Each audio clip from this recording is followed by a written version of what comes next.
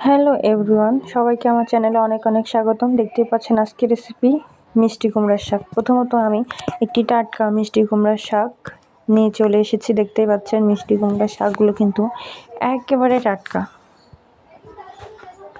যেহেতু এটা টাটকা শাক সেহেতু এখন আমি এটাকে সুন্দর করে লম্বা লম্বা করে ছোট ছোট করে কেটে সুন্দর করে ধুয়ে আমি প্রেসারে একটা লবণ দিয়ে একটা সিটি মেরে, দেখতে পাচ্ছেন আমি আগে ভাপিয়ে নিয়েছি। আমি কিন্তু খালি লবণ দিয়েছি, দিয়ে একটু প্রেসারে একটা সিটি দিয়ে ভাপিয়ে নিয়েছি। নেওয়ার পর দেখতে পাচ্ছেন আমার শাকগুলো এখন আমি জল ঝরার জন্য রেখে দিয়েছি।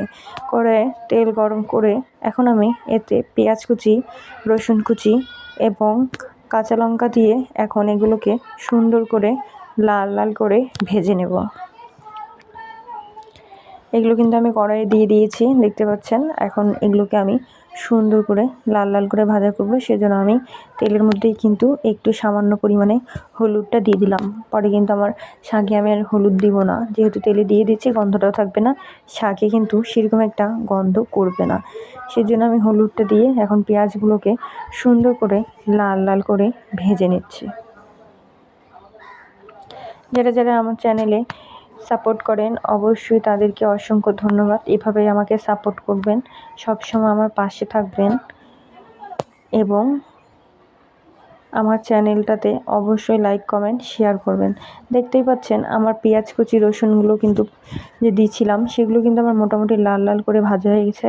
অপর দিকে যে আমি যে ভাপিয়ে রেখেছিলাম শাকগুলো, সেগুলো কিন্তু আমি এখন সেই রসুন আর পেঁয়াজের মধ্যে দিয়ে দিলাম। আমি কিন্তু একটা আলুও দিয়েছিলাম শাকের মধ্যে। আপনারা যারা পছন্দ করেন না তারা এমনিও রান্না করতে পারেন, যেহেতু আমার ভালো লাগে সেজন্য আমি কিন্তু দিয়েছি একটা আলুও টুকরো টুকরো করে কেটে। এখন আমি এগুলোকে সুন্দর করে কিন্তু নাড়াচাড়ে দিচ্ছি। দেখতে পাচ্ছেন আমি কিন্তু শাকটা অতটাও একটা বেশি সেদ্ধ করে নিই, নাহলে কিন্তু আমার শাকগুলো এখানে ভর্তা হয়ে যেত। আমি কিন্তু আন্দাজ মতো জাস্ট শাকগুলোকে একটু লবণ দিয়ে ভাপিয়ে নিয়েছি, কুকারে একটা সিটি দিয়েছিলাম। এখন এগুলোকে সুন্দর করে নাড়াচাড়া করে দিচ্ছি। দেখতে পাচ্ছেন কিছুক্ষণ নেড়ে চেড়ে আমি এখন এগুলোকে ভাজা ভাজা করে ফেলবো। হালকা পরিমাণে লাল লাল ভাজা ভাজা করবো এখন আমি এগুলোকে। মিষ্টি কুমড়ার শাক খেতে কিন্তু অসাধারণ লাগে, আর তাও যদি হয় আবার টাটকা, তাহলে তো কোনো কথাই নেই। এরকম কিছু সবজি আছে যেগুলো হয়তো আমরা একবেলা সুন্দর করে যদি রান্না করতে পারি তাহলে একবেলা ভাত খাওয়া কোনো ব্যাপারই না, পেট ভরে আমাদের ভাত খাওয়া সম্ভব। সেজন্য হয়তো আজকের আমার এটা শেয়ার করলাম আমি কীভাবে আর কি শাক রান্না করি। দেখতে পাচ্ছেন এটা হচ্ছে মিষ্টি কুমড়ার শাক। আমি কিন্তু কিছুক্ষণ পর পর এগুলোকে সুন্দর করে নেড়ে চেড়ে দিচ্ছি। একটু একটু লাল লাল ভাজা ভাজা হচ্ছে, তখন আমি এগুলোকে সুন্দর করে নেড়ে চেড়ে উল্টিয়ে দিচ্ছি। ইদানিং চ্যানেলটার বেশি একটা ভিউ হচ্ছে না, আর যদিও ভিউ হচ্ছে তো লাইক নাই, কোনো কমেন্ট নাই। কেন এত কষ্ট করে আমরা ভিডিও বানাই আর আপনারা একটা লাইক দেন না, একটা কমেন্ট করেন না? এটা কোনো কথা?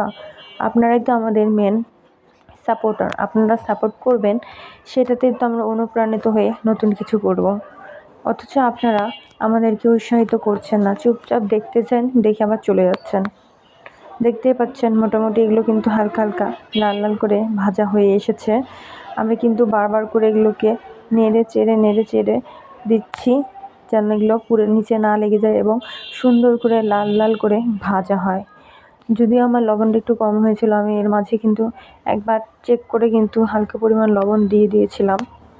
তা আপনারা অবশ্যই আপনারা কী পরিমাণ লবণ খান তরকারিতে সেই অনুযায়ী আপনারাও লবণটা দিবেন।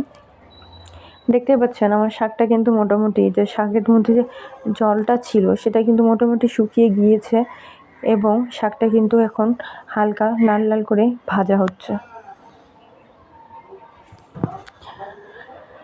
সাধারণত মিষ্টি কুমড়ার শাক কিংবা লাউ শাক এভাবে রান্না করবেন, অবশ্যই কিন্তু খেতে দারুণ লাগবে।